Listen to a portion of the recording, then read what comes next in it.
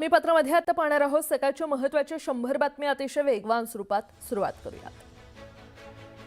रुपाली चाकणकरांची बहीण प्रतिभा चाकणकरांची मुलासह 8 तास शिर्डी पोलिसांकडून चौकशी करण्यात आली आहे। खातं उघडलं नाही, खात्यावरून कोणताही व्यवहार केला नसल्याचा जबाब प्रतिभा चाकणकरांनी नोंदवलाय। मोंदो अशोक खरातला 7 दिवसांची न्यायालयीन कोठडी ठोठावण्यात आलेली आहे। तिसऱ्या गुन्ह्यातला ही कोठडी ठोठावलेली आहे, तर खरातला पुन्हा कोर्टात हजर केले जाणार आहे। मोंदो खरातच्या मिरगावातील आलिशान फार्म हाऊसवर ईडीने छापा टाकलाय। आर्थिक गैरव्यवहारासंदर्भात कसून चौकशी करण्यात आली आहे। अशोक खरातचा ऑफिस बॉय नीरज जाधवनंच मुंबईतून स्पाय कॅमेरा, हिडन कॅमेरा विकत घेतल्याचं समोर आलंय। खरातच्या कार्यालयातल्या स्पीकरमध्येच हा कॅमेरा लावला होता। एसआयटीच्या तपासातून ही माहिती समोर आली आहे।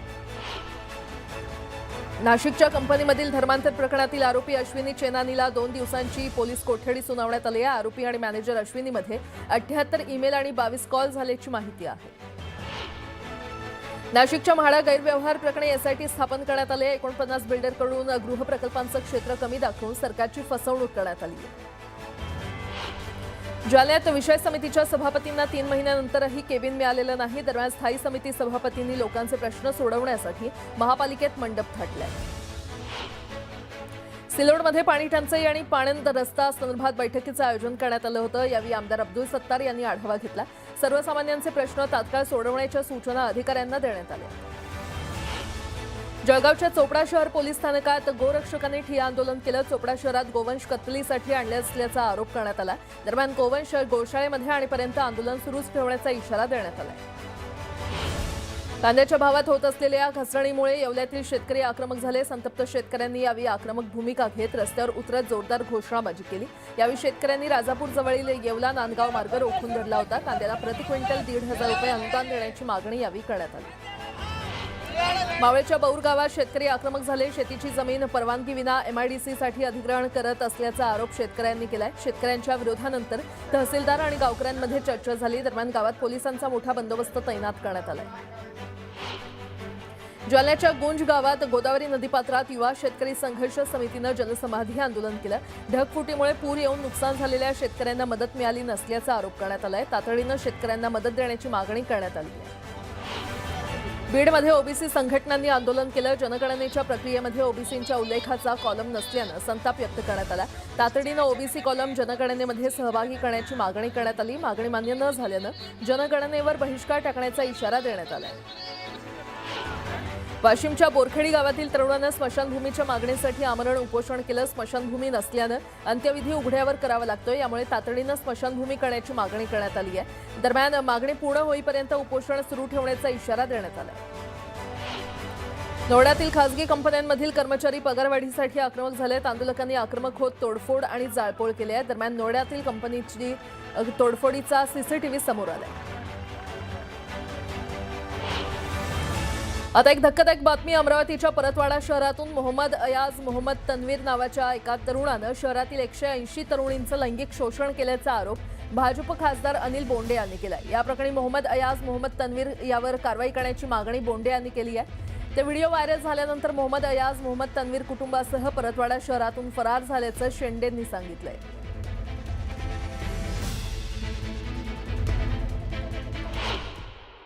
माझी पोलिसांना विनंती आहे, अमरावती पोलिसांना, की यांनी कुठे पाताळात जरी लपला असेल तो मोहम्मद अय्याज मोहम्मद तन्वीर, तरी त्याला शोधून काढलं पाहिजे।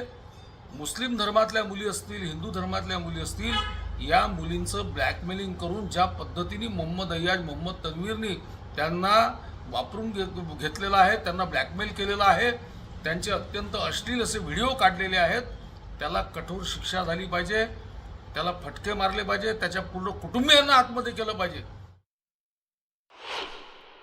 अमरावती जिल्ह्यामधल्या परतवाडा इथे अतिशय धक्कादायक प्रकरण घडलेलं आहे। एक मोहम्मद अयान आणि मोहम्मद झोयान या 2 माहीत असलेल्या मुलांनी साधारणतः 350 अश्लील व्हिडिओ आणि फोटो व्हायरल केलेले आहे। आणि ते सगळे हिंदू मुलींचे, बहुतांश हिंदू, त्याचप्रमाणे अल्पवयीन मुलींचे फोटो आहे, व्हिडिओ आहेत। आणि या व्हिडिओच्या माध्यमातून ते मुलींना ब्लॅकमेल करतात, जीवे मारण्याची धमकी देतात, पैसे उकळतात आणि वेश्यावृत्तीकडे सुद्धा ढकलतात। पुन्हा एकदा बातम्या वेगवान स्वरूपात। मावळच्या बोरघाटात हाजी अराफत शेख यांनी तहानलेल्या माकडांना पाणी आणि बिस्किटं खायला दिली। दरम्यान मुक्या प्राण्यांसाठी पाण्याची सोय करण्याची मागणी देखील त्यांनी वन विभागाकडे केली। स्वतःच्या खर्चातून काम करण्याची तयारी देखील त्यांनी यावेळी दर्शवली। इशालवाडी ट्रेकवर गेलेला भिवंडी येथील सोलो ट्रेकरचा मृतदेह 3 तासानंतर सापडलाय। 300 फूट दरीत कोसळून मृत्यू झाल्याचं समोर आलंय। आकाश राजेंद्र वाघमोडे असं मृत्यू झालेल्या ट्रेकरचं नाव आहे। जळगावच्या शेरा चौकात 5व्या मजल्यावरून कोसळून बांधकाम मजुराचा मृत्यू झालाय। मुकेश गोकुळ सोनार असं मृत्यू झालेल्या मजुराचं नाव आहे। इंद्रायणी नदीमध्ये देहू परिसरात मोठ्या प्रमाणात मासे मृत अवस्थेत आढळले आहेत। गाथा मंदिर परिसरात घडलेल्या या प्रकारामुळे भाविक आणि पर्यावरण प्रेमींमध्ये नाराजी आहे। दोषींवर कठोर कारवाईची मागणी करण्यात आली आहे। हिंगोलीत 2 टेम्पोंचा भीषण अपघात झालाय। अपघातात 2 जण गंभीर जखमी झाले आहेत। या अपघातातील दोन्ही जखमींना तात्काळ रुग्णालयामध्ये उपचारासाठी दाखल करण्यात आलेले आहे। वाशिमच्या शेलू बाजारात दागिन्यांच्या 4 दुकानात चोरी झाली आहे। चोरट्यानं लाखोंचे दागिने लंपास केले। दरम्यान तातडीनं यावर कारवाई करण्याची मागणी नागरिकांनी केली। छत्तीसगडच्या कांकेतमध्ये सुरक्षा दलांसोबत झालेल्या चकमकीत माओवादी रुपीला कंठस्नान घालण्यात आलंय। यामुळे उत्तर बस्तर परिसरात माओवादी दहशतीला मोठा धक्का बसलाय। विदर्भासह मध्य महाराष्ट्रात पुढील 5 दिवस उष्णतेची लाट येण्याची शक्यता आहे। गरज असेल तरच दुपारी 12 नंतर घराबाहेर पडण्याचं आवाहन प्रशासनानं केलंय। सांगली जिल्ह्यात उन्हाचा कडाका वाढलाय। तापमानाचा पारा 40 अंशांवर पोहोचलाय। यामुळे नागरिकांना काळजी घेण्याचं आवाहन प्रशासनानं केलंय। नांदेड जिल्ह्यात वाढत्या उष्णतेचा फटका केळीला बसलाय। केळीच्या बागा करपून जात असल्यानं केळी उत्पादक शेतकरी चिंतेत सापडलाय। उत्पादन कमी होण्याची शक्यता असल्यानं शेतकरी आर्थिक संकटात सापडलाय। लॉरेन्स बिश्नोई गँगनं मीरा भाईंदरमधील वाहतूक विभागाचे मराठी अधिकारी नलावडे यांना धमकीचा फोन केलाय। रिक्षा चालकांना मराठी भाषा बोलणं अनिवार्य केल्यामुळे बिश्नोई गँगनं ही धमकी दिल्याची माहिती मंत्री सदनाईक यांनी दिली। मीरा भाईंदरमधील मराठी विरुद्ध अमराठी वादात आता लॉरेन्स बिश्नोई गँगनं उडी घेतल्यानं हा मुद्दा तापण्याची शक्यता आहे। जळगावात सोनं चांदीच्या दरात घसरण झाली आहे। सोन्याच्या दरात तब्बल 1000 रुपयांची घट झाली आहे, तर चांदीचा दरही 4000 रुपयांनी खाली आला आहे। युद्धविराम झाल्यामुळे गुंतवणूकदार संभ्रमात असून बाजारात चढ उतार सुरूच आहेत। सध्या सोन्याचा भाव 1,54,500 रुपये, तर चांदीचा दर हा 2,48,000 रुपयांवर आहे। चंद्रपूरच्या गुंजेवाही शिवारात वाघानं 65 वर्षीय महिलेवर हल्ला केला। वाघाच्या हल्ल्यात महिलेचा मृत्यू झालाय। यामुळे परिसरात भीतीचं वातावरण आहे। तातडीनं वाघाला जेरबंद करण्याची मागणी नागरिकांनी वन विभागाकडे केली आहे। नागरिकांच्या सेवेत आता नवी लोकल दाखल होणार आहे। या लोकलचं वैशिष्ट्य म्हणजे या नॉन एसी लोकलचे दरवाजे स्वयंचलित म्हणजेच ऑटोमॅटिक असणार आहेत। दरवाजे बंद झाल्यानंतर हवा खेळती राहण्यासाठी 2 भल्या मोठ्या खिडक्या आणि रूफ व्हेंटिलेशन सिस्टम या लोकलमध्ये असणार आहे। याचसोबत लोकलमध्ये पहिल्यांदाच सीसीटीव्ही देखील असेल। स्वयंचलित सरकते दरवाजे असलेली देशातली पहिली नॉन एसी लोकल ट्रेन आता पूर्णपणे तयार असून ती मध्य रेल्वेकडे आली आहे। कुर्ला कारशेडमध्ये याची चाचणी घेतली जाणार आहे। या लोकलमध्ये एक डब्यातून दुसऱ्या डब्यात सहज जाता येईल। डब्यांमध्ये आधुनिक वायुविजन यंत्रणा, छतावरील ब्लोअर्स, सेन्सर्स, टॉकबॅक सुविधा, माहिती फलक आणि गर्दीच्या वेळी आपोआप बंद होणारे दरवाजे अशी सुरक्षा आणि सोयीची वैशिष्ट्ये आहेत। याचाच आढावा घेतलाय आमचे प्रतिनिधी संकेत वरक यांनी।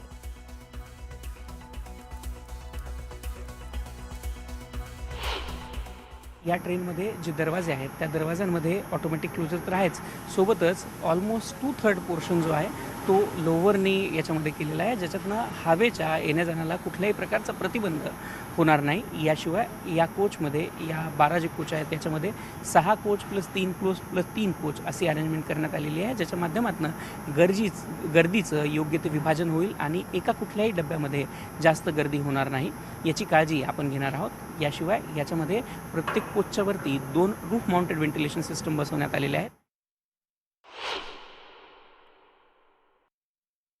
RDSOची COCR ट्रायल झाल्यानंतर आपण या रेकला प्रवाशांसाठीचे जे ट्रायल असतात, ज्याच्यामध्ये प्रवासी कोचमध्ये असताना त्यांना कुठल्याही प्रकारची अडचण होऊ नये, ज्याच्यामध्ये ऑक्सिजनचं पर्सेंटेज, ऑक्सिजनचं प्रमाण प्रॉपर राहावं किंवा बाकीच्या कुठल्या अडचणींना त्यांना सामोरं जावं लागतं आहे का याची आपण टेस्टिंग करणार आहोत। आणि या सर्व टेस्टिंगच्या माध्यमातून टेस्टिंग पूर्ण झाल्यानंतर आपण हा रेक प्रवाशांच्या सेवेसाठी आणि मुंबईकरांच्या सेवेसाठी बदलावासहित आणि जे काही आवश्यक त्याच्यामध्ये बदलाव करावे लागतील, चेंजेस करावे लागतील त्या चेंजेससह आणणार आहोत।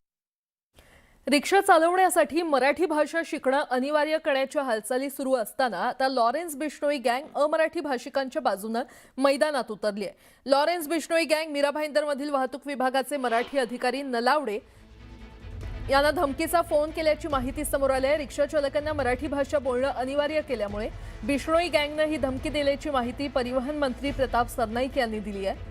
मीरा भाईंदरमधील मराठी विरुद्ध अमराठी वादात आता लॉरेन्स बिश्नोई गँगनं उडी घेतल्यानं हा मुद्दा तापण्याची शक्यता आहे। माझ्या दृष्टीनं ही चिल्लर धमकी आहे। माननीय मुख्यमंत्री किंवा कॅबिनेटच्या बैठकीमध्ये घेणं इतपत हा विषय मोठा आहे असं मला वाटत नाही। कुणीतरी एखादा हिंदी भाषिक माथे फिरू एखाद्या गुंड प्रवृत्तीचे जी लोक आहेत वैष्णवी गँगचे त्यांचं जर नाव घेत असेल तर तो त्या गँगचा सभासद असेल किंवा गँगचा तो गँगस्टर असेल हे कशावरून?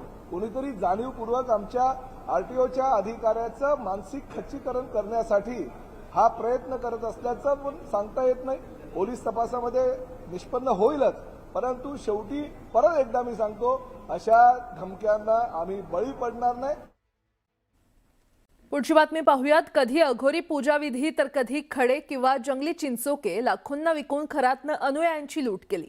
ही करोडो रुपयांची लूट करून खरातनं आपली लंक उभी केली होती। आता खरातच्या भोंदूगिरीचा पर्दाफाश झाला असून ईडीनं देखील खरातभोवती फास आवळलेला आहे। जिथे शिवनिका ट्रस्ट आहे त्या मिरगावसह नाशिक शिर्डीतील विविध 11 ठिकाणी ईडीनं छापेमारी केली आहे। इतकंच नव्हे तर खरातचा आलिशान बंगला तृप्तबालावर ईडीनं पुन्हा धाड टाकली आहे। ईडी फक्त ईडी नव्हे तर आयकर विभागानं देखील खरातच्या मुसक्या आवळलेल्या आहेत। खरातच्या कार ईडीकडून सील करण्यात येणार आहेत। फक्त इतकंच नाही तर त्याच्या काही मालमत्ता देखील सील करण्यात येणार आहेत। चा जो अँगल आलेला आहे किंवा एवढे पैशाचे गैरव्यवहार हे वर्तमानपत्रात आणि चॅनलमध्ये दिसते, धक्कादायक आहे। जे खूप मोठा रॅकेट आहे, जणू काय माफिया आहेत अशी म्हणायची वेळ आलेली आहे। म्हणजे एक भोंदू बाबा अजून काय काय उद्योग हा करत होता हे देवालाच ठाऊक। पण भारत सरकार आणि महाराष्ट्र सरकारने या बाबतीमध्ये मला असं वाटतं कुठलाही कॉम्प्रोमाइज किंवा कुठल्याही दबाव जर कोण टाकत असेल तर मला वाटतं ते होता कामा नये। दरम्यान अशोक खरातसह त्याचा सीए ललित पोफळेच्या ईडीच्या रडारवर असल्याची देखील आता माहिती मिळते। नेमकं काय घडते आपण ग्राफिक्सच्या माध्यमातून जाणून घेऊयात। खरातचा सीए ललित पोफळे ईडीच्या सध्या रडारवर आहे। ललित पोफळे शिवनिका संस्थेवर विश्वस्त आहे। ललित पोफळेचा भाऊ हा प्रकाश त्याच्यावर देखील ईडीला सध्या संशय आहे। फसवणुकीतून कोट्यवधींची मालमत्ता खरेदी केल्याचा संशय व्यक्त करण्यात येतोय। तर भोंदू खरातच्या काळ्या पैशांची गुंतवणूक नेमकी कुठे कुठे झाली हे पाहणं महत्त्वाचं ठरणार आहे। शेती व्यवसाय बांधकाम व्यवसायात गुंतवणूक त्यानं केली का याचा देखील शोध घेतला जातोय। पोफळे बंधूंकडून खरातच्या काळ्या पैशांचं मनी लॉन्ड्रिंग होत होतं का याचा शोध सध्या घेतला जातोय। दरम्यान हवाल्याच्या मदतीनं परदेशात देखील गुंतवणूक केली असल्याचा संशय पोलिसांना आहे। तर पोफळे बंधूंच्या आर्थिक व्यवहारांची आता ईडी चौकशी करणार का हे पाहणं महत्त्वाचं ठरणार आहे। आणि या संदर्भातली आणखीन एक मोठी बातमी भोंदू खरातच्या जेलमधील नौटंकीची बातमी आहे।